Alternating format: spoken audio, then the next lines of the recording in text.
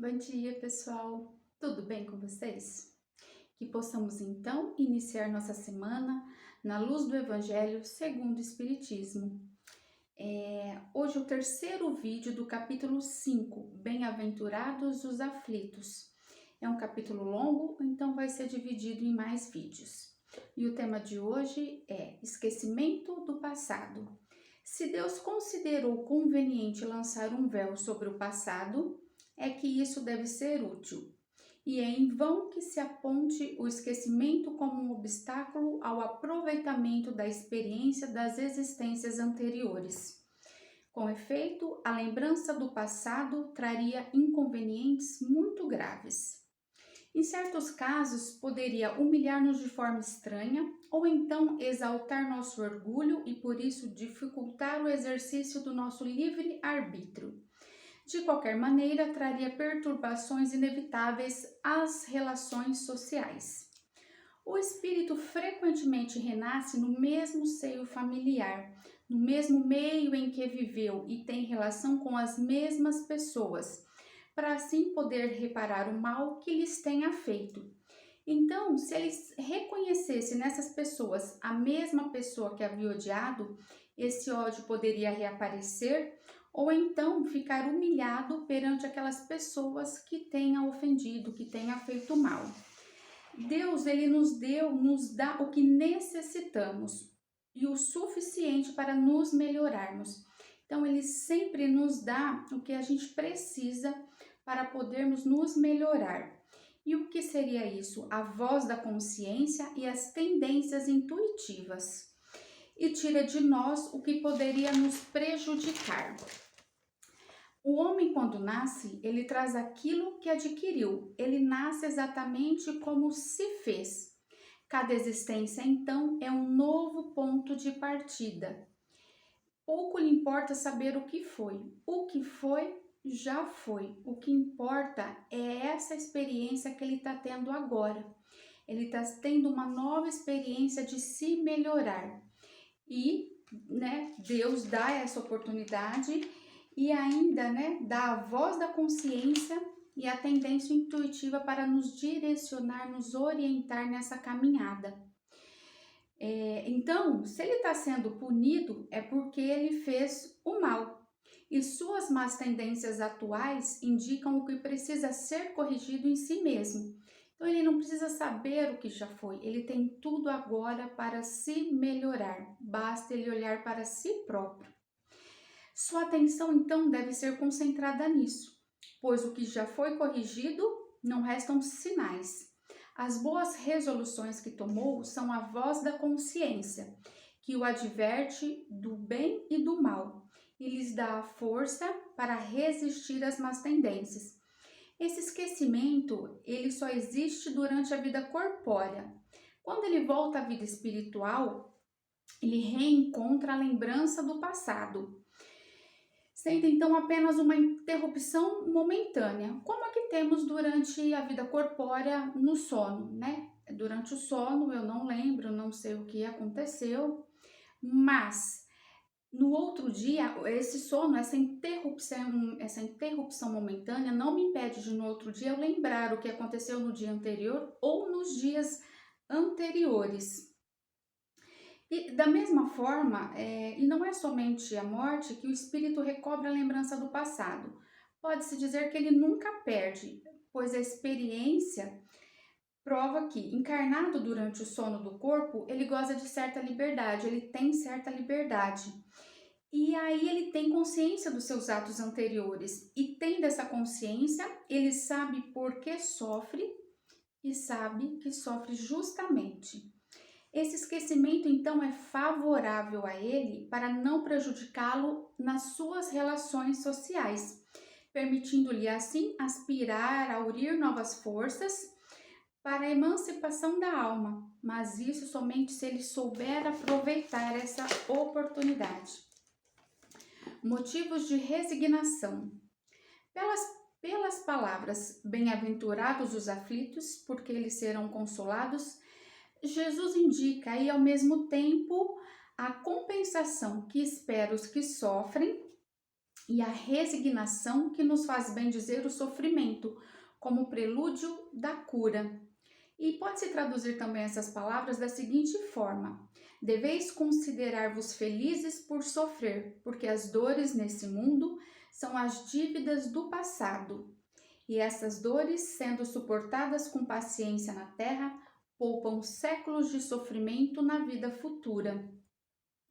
Permitindo quitá-la, suportada com paciência na terra, poupam séculos de sofrimento na vida futura. E permitindo quitá-las no presente, e assim assegurando a tranquilidade para o futuro. O homem que sofre, ele é parecido com um devedor de grande soma, a quem o credor diz: se me pagares hoje mesmo a 100ª parte, darei quitação do resto e ficarás livre. Se não, vou perseguir até que pagues o último centavo. O devedor, então, não ficaria feliz de se submeter a todas essas privações? Se submetendo, então, ficaria feliz de se submeter a essas privações para se livrar da dívida, pagando somente a 100ª parte da mesma. Então, veja, uma oportunidade, né? Ele passar por algumas privações, pagando somente uma 100ª parte. Ao invés de queixar-se ao credor e não lhe agradeceria. Então, o credor estaria dando essa oportunidade para ele de quitar uma pequena parte, passando apenas por algumas privações. Então, seria oportuno agradecer essa oportunidade. É esse o sentido das palavras: bem-aventurados os aflitos, porque eles serão consolados. Eles são felizes porque pagam suas dívidas e porque, após a quitação, estarão livres. Mas se por um lado ele procura quitar e pelo outro ele se endivida ainda mais, não vai funcionar. Porque se endividando, ele nunca vai se tornar livre. Porque a cada nova falta, independente de qual seja essa falta, ele vai adquirir uma nova vida, uma nova punição, porque toda e qualquer falta traz consigo uma punição que é necessária e é inevitável. Essa punição, se ela não for hoje, ela vai ser amanhã, se não for nessa vida, vai ser na outra, mas haverá a punição. Entre essas faltas, devemos colocar em primeiro lugar a falta de submissão à vontade de Deus. De maneira que, se reclamamos das aflições, se não as aceitamos com resignação, como alguma coisa que merecemos, se acusamos a Deus de injusto, contraímos uma nova dívida, que nos faz perder os benefícios do sofrimento. Semelhante ao trabalhador que comparece no dia do pagamento, é o homem ao entrar no mundo dos espíritos. O patrão a uns dirá: eis a paga do teu trabalho. A outros que viveram na ociosidade e que a sua felicidade foi a satisfação do amor próprio e dos prazeres mundanos, dirá: nada tendes a receber, porque já recebestes o vosso salário na terra. Ide e recomeçai a vossa tarefa. Dependendo da maneira que o homem encara a vida terrena, ele pode abrandar ou aumentar o amargor das provas. Maior é o seu sofrimento quando o considera mais longo. Se ele tiver em vista a vida espiritual, ele sabe que essa experiência corpórea é breve, é momentânea. Então ele sabe que esse momento penoso passará logo e a certeza de um futuro próximo e mais feliz o sustenta e encoraja. E em vez de reclamar, ele agradece ao céu as dores que o fazem avançar. Ele sabe que tudo isso para ele um avançar na caminhada, uma evolução. Mas, ao contrário, para aquele que só vê a vida corpórea, essa situação parece interminável e a dor pesa sobre ele com todo o seu peso.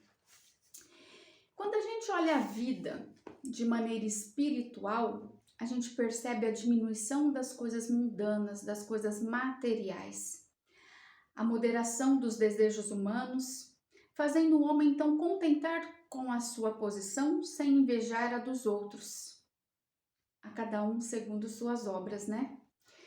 quando ele tem essa percepção, então ele adquire uma calma, uma resignação que são úteis à saúde do corpo e da alma. Enquanto que a inveja, o ciúme e a ambição faz com que ele se entregue voluntariamente à tortura, aumentando as misérias e as angústias de sua curta existência. Então, com relação ao esquecimento do passado, né, a gente não tem que, não há necessidade para continuar tocando a vida, lembrar do que foi. Muito pelo contrário, o esquecimento é muito bem-vindo, até porque se não fosse, Deus não faria assim, porque tudo que Deus faz é útil, é justo, é equilibrado. Então não há essa necessidade. Tudo que eu preciso para eu continuar com a minha vida, eu tenho aqui. Eu tenho a minha intuição, tenho a minha voz interior, então tudo isso vai me dirigindo. Às vezes é preciso só um momento, é preciso parar por um momento, se ouvir, se prestar atenção, o que eu preciso corrigir, o que eu preciso melhorar. E aí esse olhar espiritual, quando a gente tem esse olhar, a gente vai ficando mais fluida, mais leve.